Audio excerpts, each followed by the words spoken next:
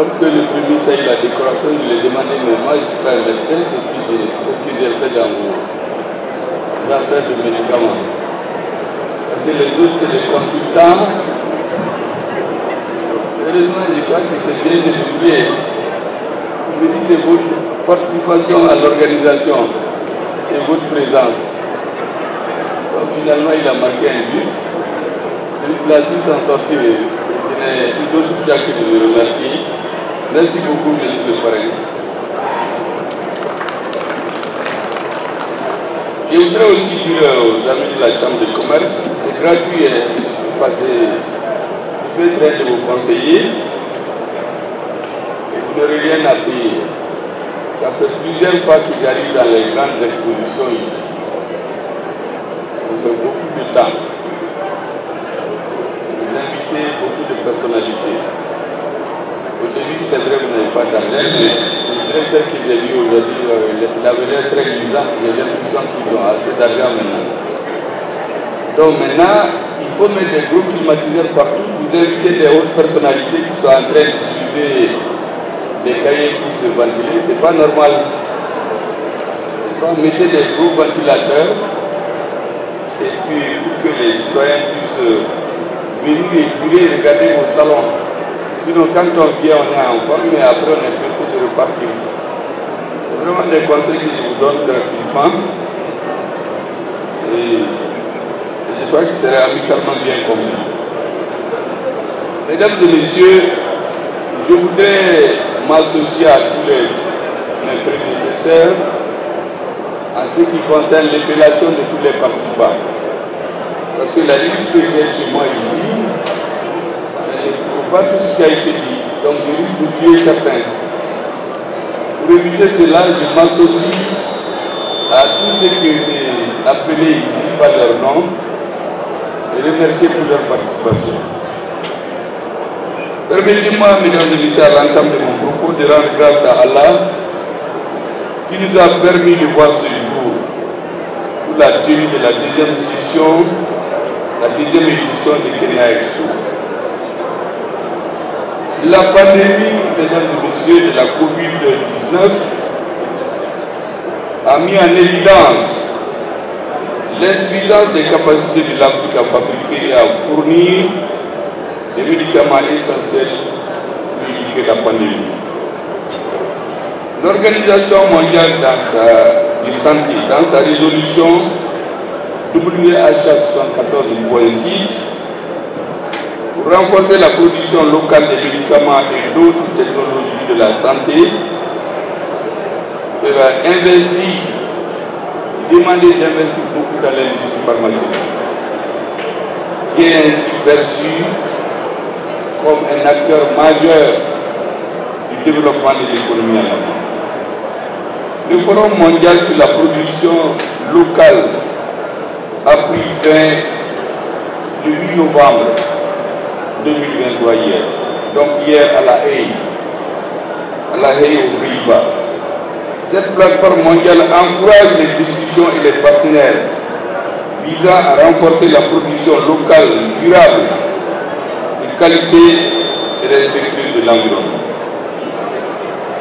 Cette deuxième édition de Kenya Expo enregistre, mesdames et messieurs, la participation de 28 pays et prendra en compte, j'en suis sûr, une partie des recommandations de ce forum.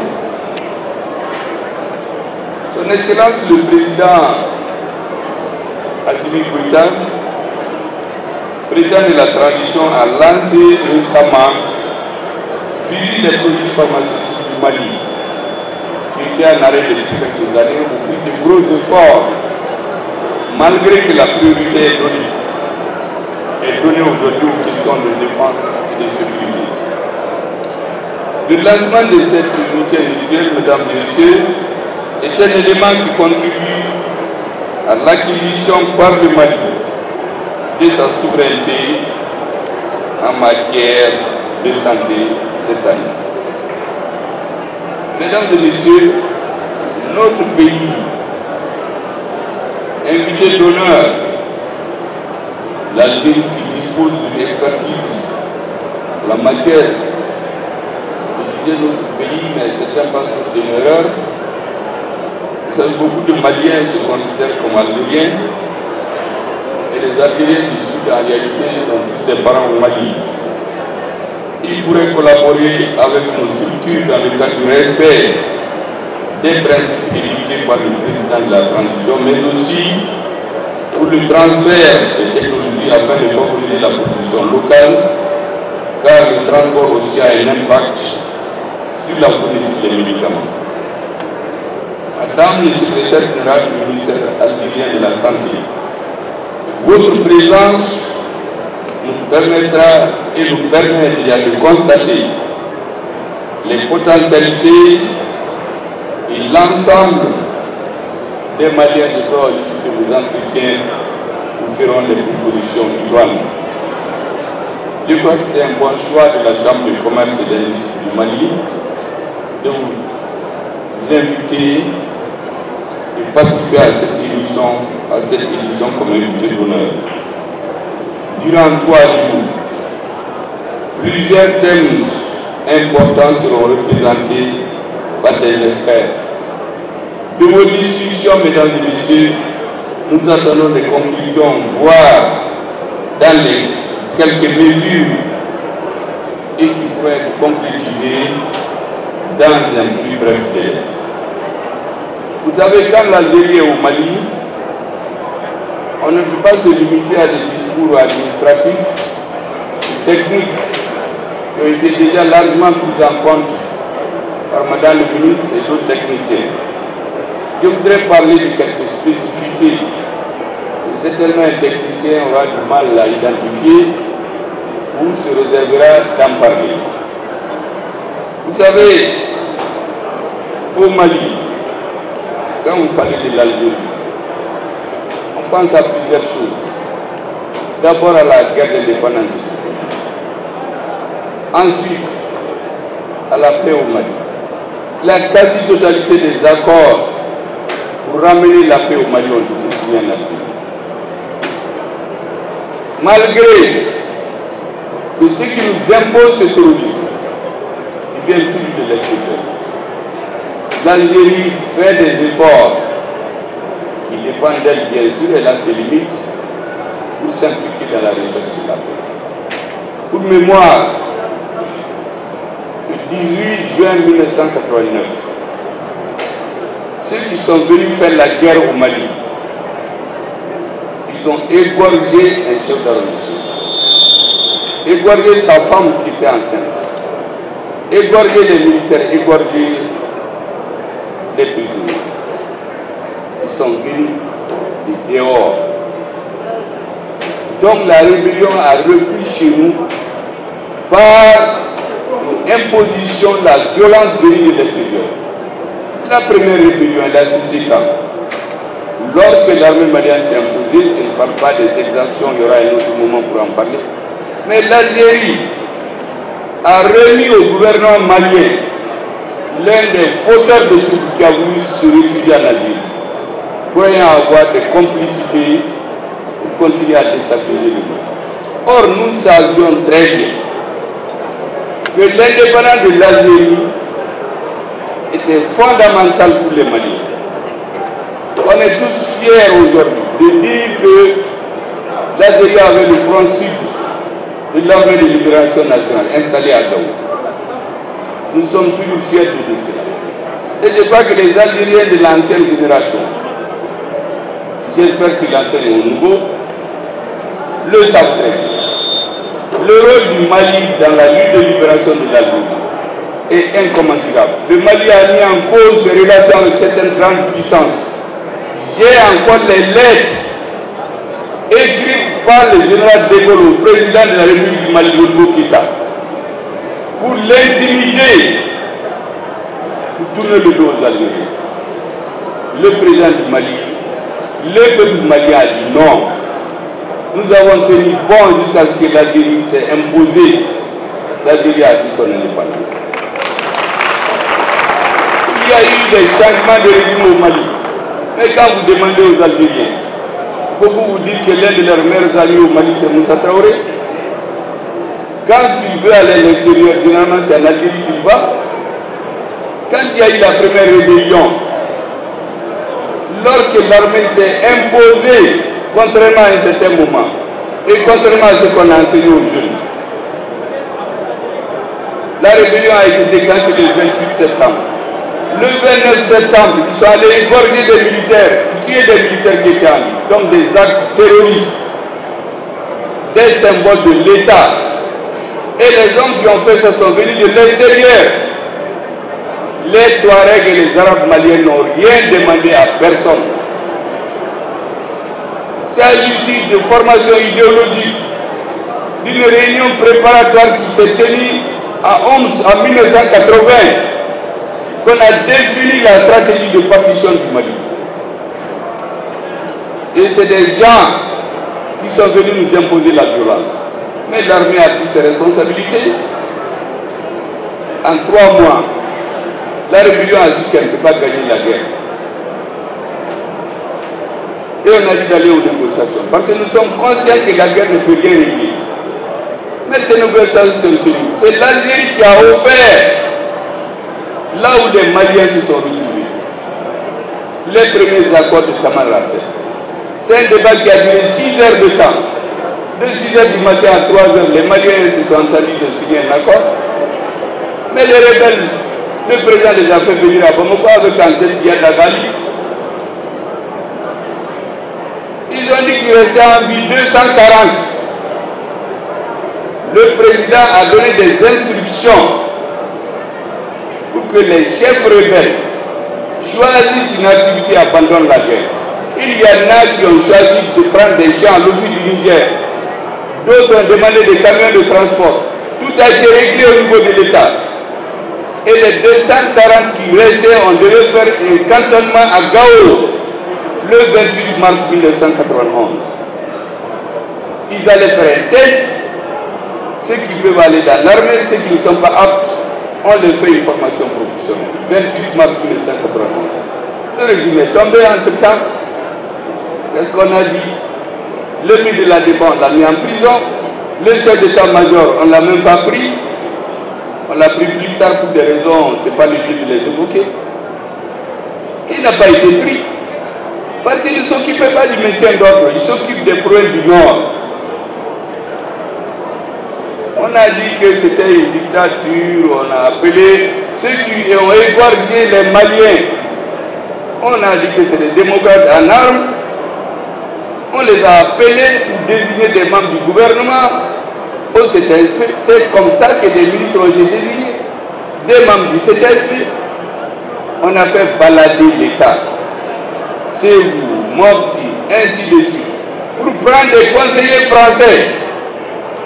Edgar Pisani et Ahmed Baba Missi, qui nous ont conçu un document qu'on appelait le Pacte national. Après 2 ans de balade, on est venu nous dire qu'il y a 3600 rebelles à intégrer dans l'armée, au lieu de 240. Mais les Maliens disent que la paix n'a pas de prix, mais il faut tout payer. Les gens du Nord, les Soreilles, moi je suis un Soreille, les Pelou, les Touaregs, les Tamashek, on les a intégrés dans la fonction publique sans concours, tous ceux qui avaient des diplômes. Alors que les autres Maliens doivent faire un concours d'intégration. Pourquoi on a fait ça? C'est le coût à payer pour la paix. Au lieu de 240, on a intégré 2500 rebelles dans l'armée malienne, sur une armée de 7500 personnes. Dans quel pays on va le faire? Jamais, sauf au Mali. Mais on était dans la bamboula, la démocratie. Est-ce que vous savez que l'armée, c'est la colonne vertébrale d'une nation? L'Algérie a tenu 10 ans de guerre parce que son armée s'est tenue debout. On a coupé les manches des intellectuels, des poètes qui ont tous été assassinés. L'armée s'est tenue debout. Et pendant 10 ans, l'Algérie a tenu. C'est pourquoi je dis que l'armée, c'est la colonne vertébrale d'une nation. Tout dirigeant qui vient affaiblir son armée, il travaille contre son pays. Nous nous sommes retrouvés avec des discours du genre la rébellion des populations du Nord est d'essence démocratique. Ça, c'est un discours du président. Le 22 avril 1994, les populations du Nord n'ont rien demandé à personne. On est venu nous imposer la violence. Les Arabes et les Touaregs n'ont rien demandé à personne. C'est les grandes victimes de la rébellion. Dans les camps de réfugiés, qui sont? C'est les Arabes et les Touaregs. Mais ceux qui ont amené la violence, leurs enfants sont dans les hôtels. Eux-mêmes, ils ont des maisons, ils ont des piscines à Bamako. Il y en a qui ont des châteaux avec 3-4 piscines. Mais ça, c'est quoi ça? Notre peuple a accepté parce que c'était le prix, le coût qu'il fallait payer. On a payé pendant 30 ans. Les mêmes, celui qui les a envoyés, on sait comment il a fini. Les mêmes ont été entrepris cette fois-ci pour fracturer, faire plusieurs organisations terroristes. Tous les groupes terroristes au Mali, nous l'affirmons avec force et preuve, sont créés, instrumentalisés, financés par les forces extérieures, les forces étrangères, les forces des services secrets de pays qui ne veulent pas la stabilité du Mali. Quand ils ont envahi notre pays, mais on a enlevé des diplomates algériens. Avant ça, des terroristes algériens qui ont été pris. On s'est caché pour les donner à des Européens qui ont tué beaucoup d'Algériens. Nous sommes au courant des tensions qu'il y avait entre les gouvernements parce que notre gouvernement a voulu travailler à l'extérieur pour conserver le pouvoir contre un pays ami. Nous ne pouvions pas l'accepter. Après, on est allé à la paix pour le Nord. Combien de temps?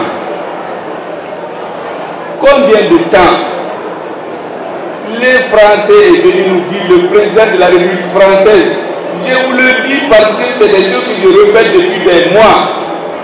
Mais il faut que les gens comprennent. Il nous a dit qu'ils viennent pour lutter contre le terrorisme. Deuxièmement, ils viennent pour asseoir l'intégrité du Mali. Troisièmement, ils viennent pour appliquer les résolutions des Nations Unies. 2013. 2020, qu'est-ce qu'on constate? Le terrorisme a quitté le nord du Mali, a atteint 80% du territoire.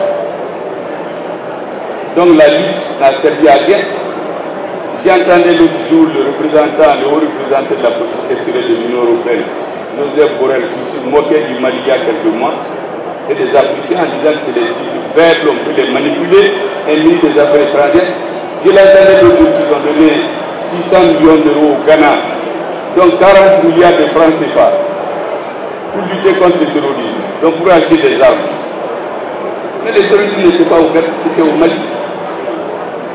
Il y a eu des inondations au Ghana quelques semaines avant. Pourquoi on n'a pas donné 40 milliards pour lutter contre les inondations? Pourquoi on n'a pas donné 40 milliards pour l'économie et la santé? Mais on donne 40 milliards pour acheter des armes, pour lutter contre le terrorisme qu'ils ont exporté. Ça a quitté le Mali, c'est allé dans tous les pays d'Afrique de l'Ouest. Et 80% de nos territoires étaient envahis. Les résolutions des Nations Unies, qui a empêché que le Mali occupe Kidal? C'est l'armée française qui a menacé de tuer les Maliens. Ils ont dit, vous bougez au moins une balle dans la tête. Mais quand les militaires se sont entêtés, c'est des hommes politiques à Bamako qui ont donné des instructions au nom de l'État malien à l'armée de ne pas rentrer à Kidal. Ils ont créé un sanctuaire où les terroristes se sont organisés pendant 2 ans.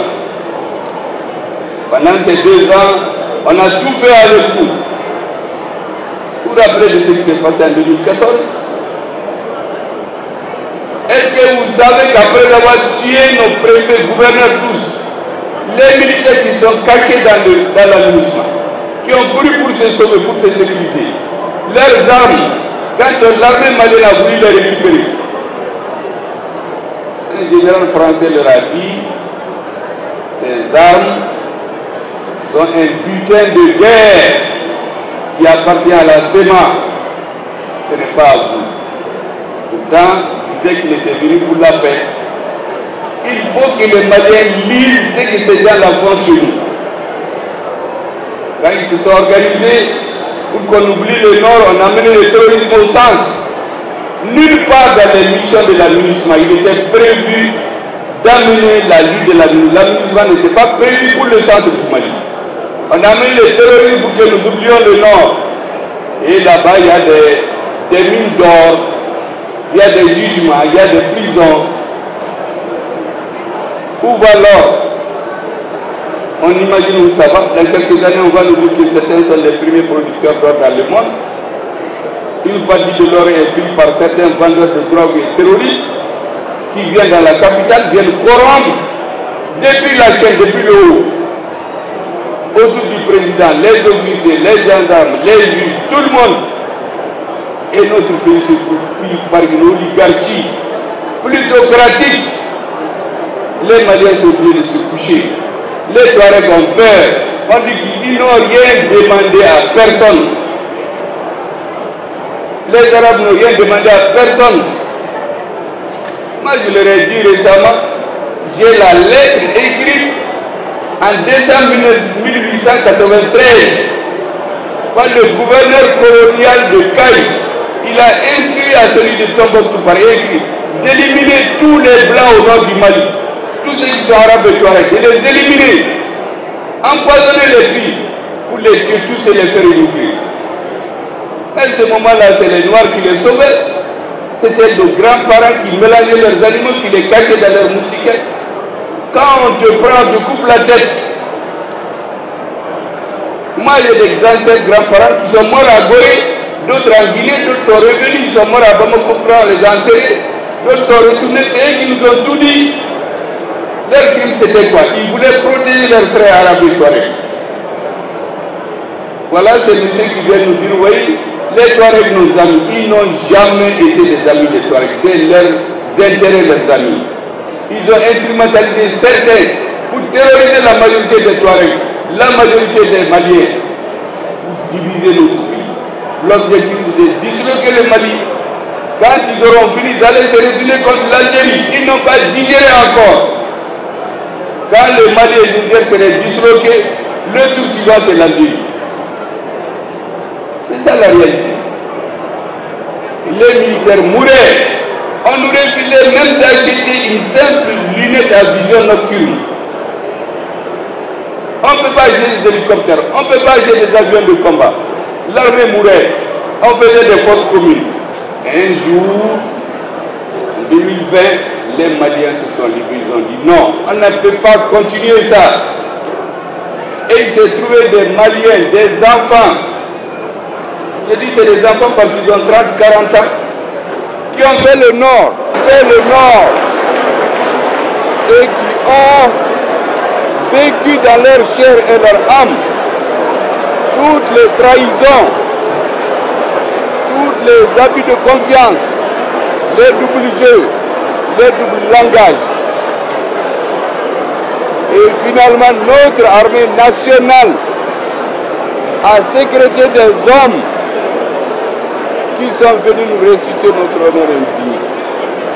Aujourd'hui, l'enjeu au Mali, c'est le recouvrement de notre intégrité qu'on nous a fait perdre. L'enjeu au Mali, c'est la guerre contre le terrorisme. C'est pour cela que, mesdames et messieurs, je voudrais que tout le monde comprenne que le fait d'inviter l'Algérie aujourd'hui, c'est un acte de foi. Tous ceux qui sont venus, les Africains, vous avez fait preuve d'acte de solidarité avec le Mali, d'acte de foi. On fait courir que le Mali est isolé. Est-ce que vous avez eu l'insécurité depuis que vous êtes venus?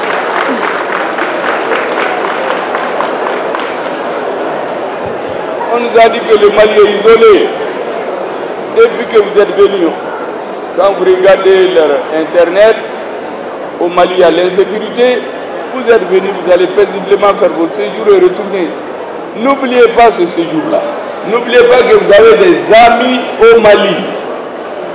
Et qu'après le Mali, ceux qui sont derrière leur agenda, dans 20, 30, 40, 50 ans, on a fini avec la Libye, on va finir avec l'Algérie, on va finir avec le Niger.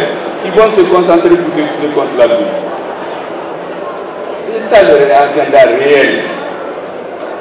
Et dans un pays, on trouvera tous des citoyens qui vont jouer le jeu. Même au Mali, il y en a plein. Vous Vous savez, pour détruire la Libye, qu'est-ce que quelqu'un qui écrit ses mémoires, il dit qu'ils ont été en Libye, ils ont été chargés de trouver des traîtres, des hommes qui sont prêts à trahir leur pays pour l'argent et le pouvoir.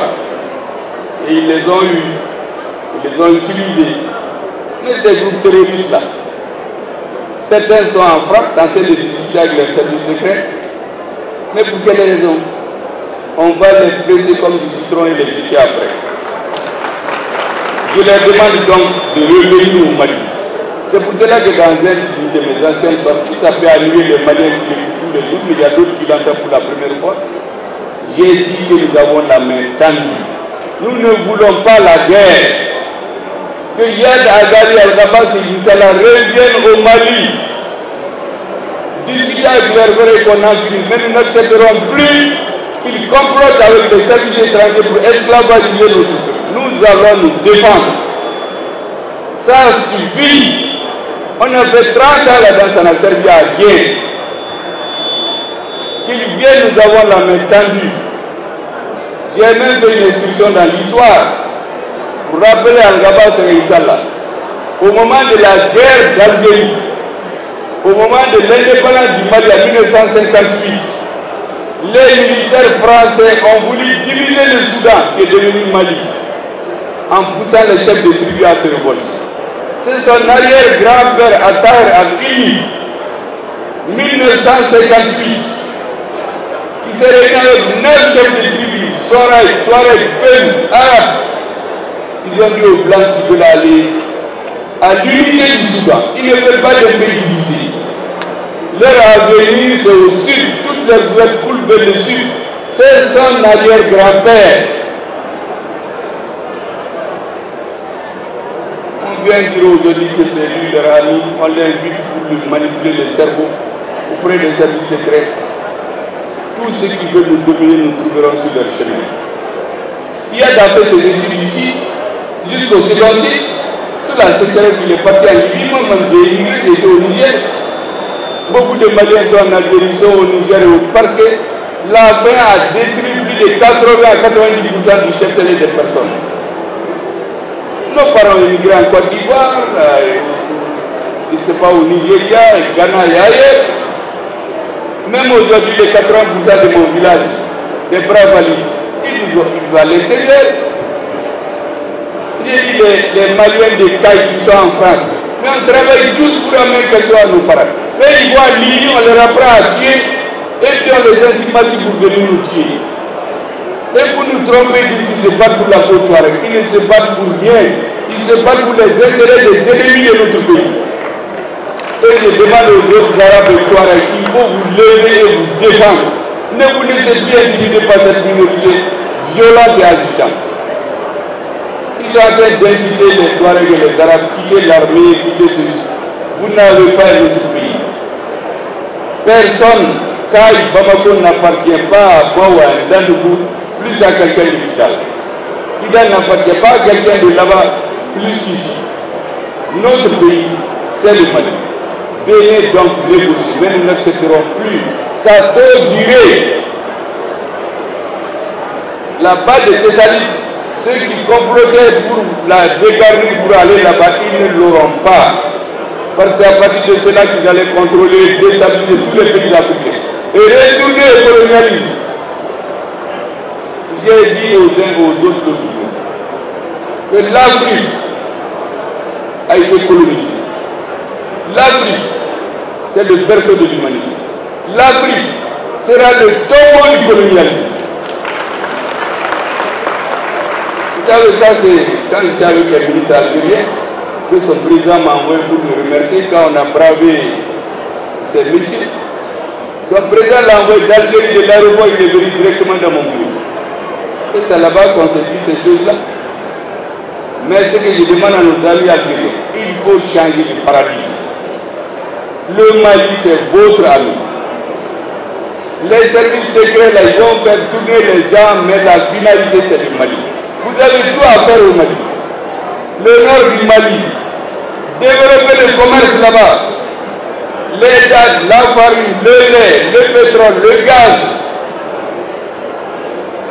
Qu'on sorte des relations politique entre les hiérarchies militaires et politiques, que les peuples s'entremêlent, qu'il y ait des bases, qu'il y ait, disons, des stations gazières, du gaz qu'on voit des dates algériennes au marché, tout ce qu'on produit chez vous, des poulets algériens. Moi, j'ai un homme qui est dans la volaille, il a été en Algérie, il est venu, il m'a dit qu'il a été impressionné. Le marché, vous savez, beaucoup, ils cherchent en Afrique. Pourquoi quand on nous prend en côté, on nous dit, écoutez, les Chinois et les Russes, là, ils sont mauvais, comme si nous, on ne sait pas là où il y a nos intérêts. L'Afrique, c'est l'avenir de l'humanité. Vous avez la chance d'avoir un pays ami à côté. Venez, nous allons travailler pour faire avancer notre pays, faire avancer la paix, faire en sorte que personne ne viendra s'imposer à nous. Et en ce moment, les principes que notre président a édictés, respecter notre souveraineté, respecter nos choix de partenaires stratégiques et respect de nos intérêts, qui sont inscrits dans la Constitution de la 4e République.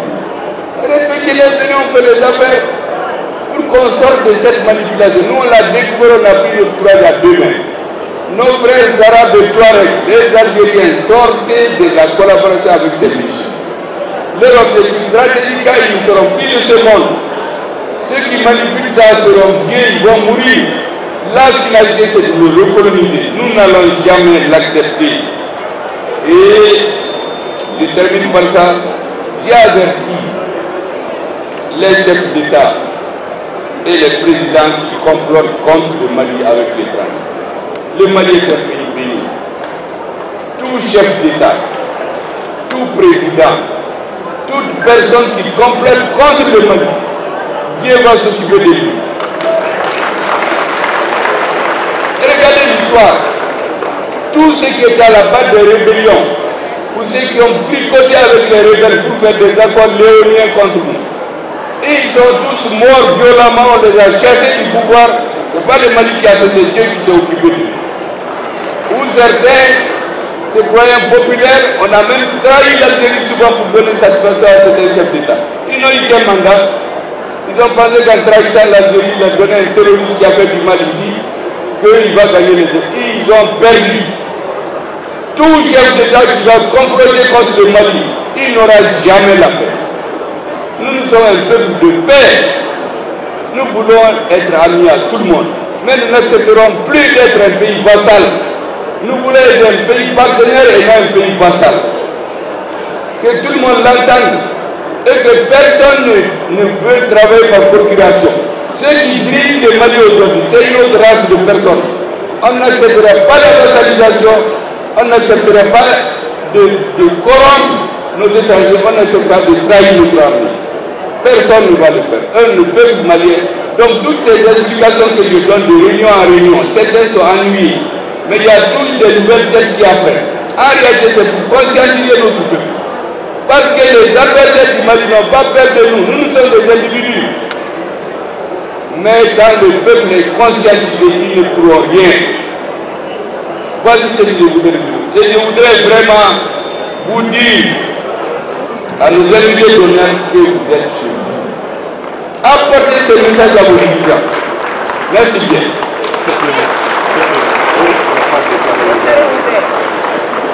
Vous savez, attendez mesdames et messieurs, il paraît qu'il est tellement bien parlé de mes amis algériens que j'ai même oublié de vous dire que pour terminer, je voudrais saluer la présidente de tous ceux qui sont ici. Au nom du président de la transition, je formule des vœux de paix, de solidarité, d'entente, la cohésion et le progrès de nos pays. Et sur ces notes d'espoir, je déclare ouvert les travaux de la deuxième session de l'édition Expo.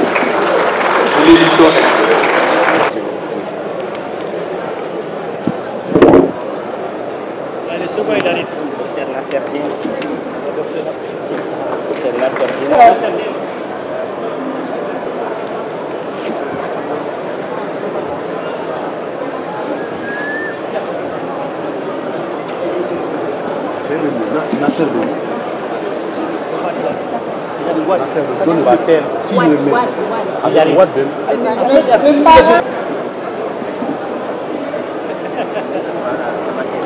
Les applaudissements, mesdames et messieurs.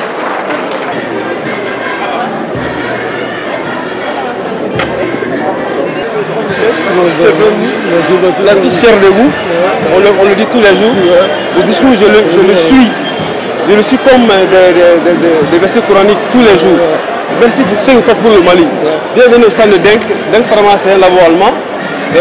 Voilà le directeur général, le président Mali, le Dr Touré Khalil Joseph. C'est la première déléguée Denk. Madame Mariga Foucault Koulibaly. Après déléguée Denk. Il y a des femmes à côté donc elles vont pas entendre. Voilà. Les plus belles femmes de la série. C'est bon, c'est bon. Allons-y. Arrête.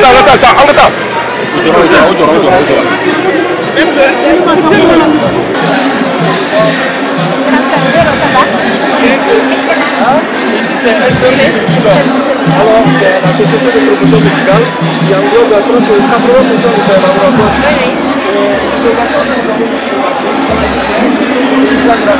Alors voilà madame la directrice.